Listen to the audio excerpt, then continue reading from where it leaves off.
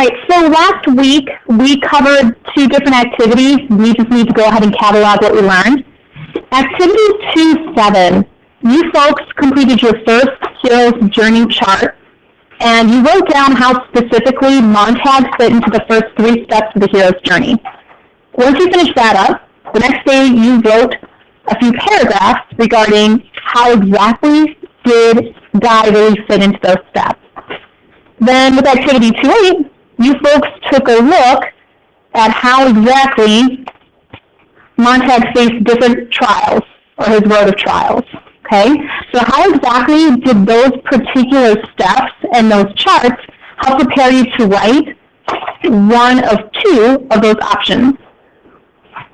Did you check every stack? Did you check by the computer?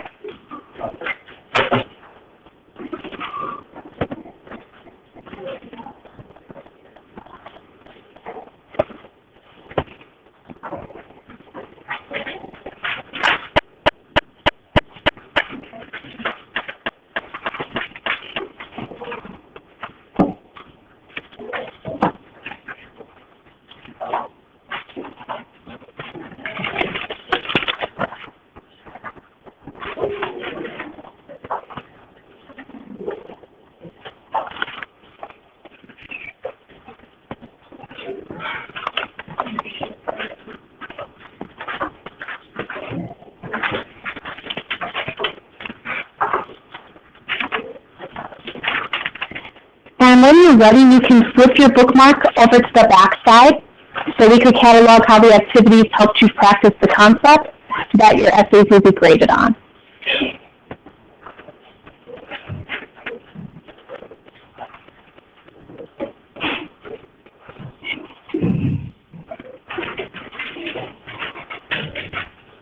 You know, if you can't see our class bookmark, I'm going to go ahead and explain to you how each activity covered which concepts.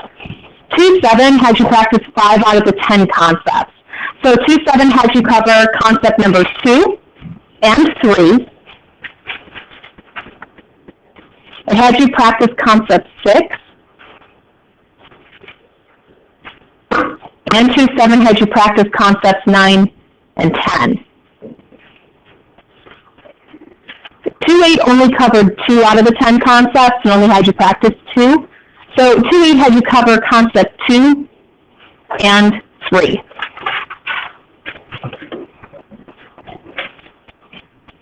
And once you've got that done, go ahead and open up your Springboard to page 124. And you folks know the drill, new activities, diffuse those learning targets. Take about 30 seconds.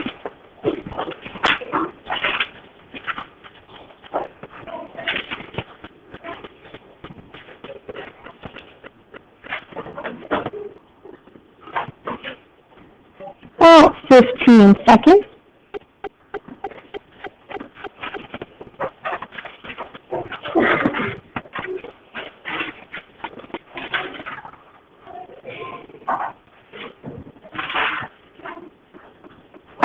Okay, so the targets are just going over the fact that we're going to finish up looking at how Guy Montag fits the hero's journey archetype, and you're also going to explain the different themes that show up as a result of this particular story.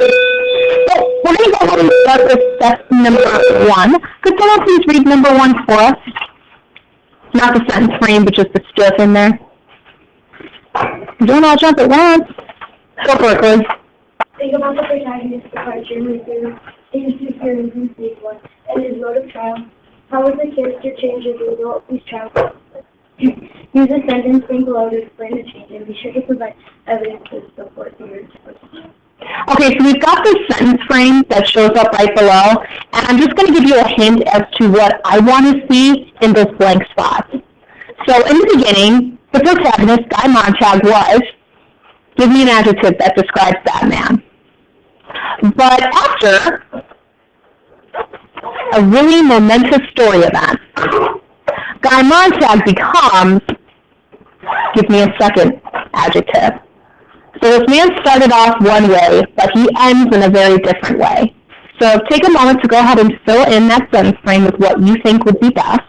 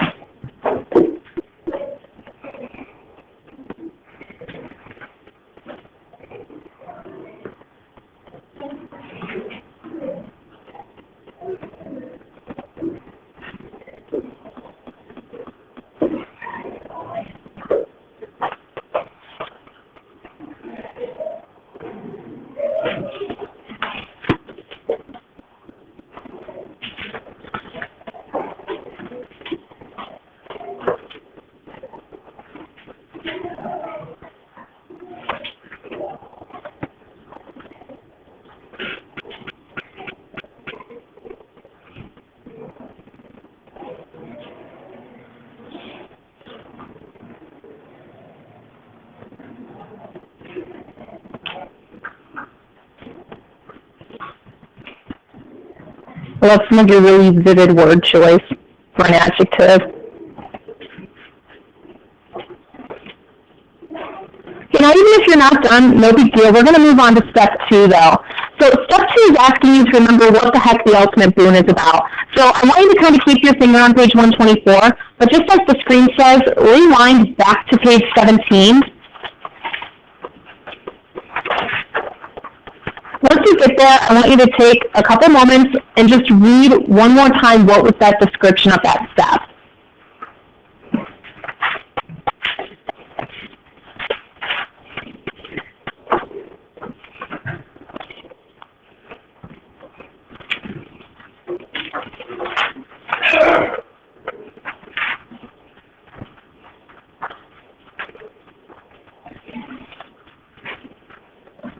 Okay, I'm going to ask you 2 questions about the ultimate boon. Yes or no responses. Okay, so this is just going to help solidify that you understand what the heck this step is about. Okay, number 1. Does the ultimate boon happen at the very end of the story? No, it doesn't. Ultimate boon is not at the very end. It's getting close, but it's not the last thing that happens. Okay, so keep that in mind. All right, number 2. Is the ultimate boon really all that the hero wants to achieve? Is it the only thing the hero wants to achieve? Not necessarily. It's definitely their number 1 goal, but it isn't always the end game. Okay? So the next step that I want you to do on page 124, in your My Notes column, I want you to go ahead and write down that phrasing for me. Guy's ultimate boon was...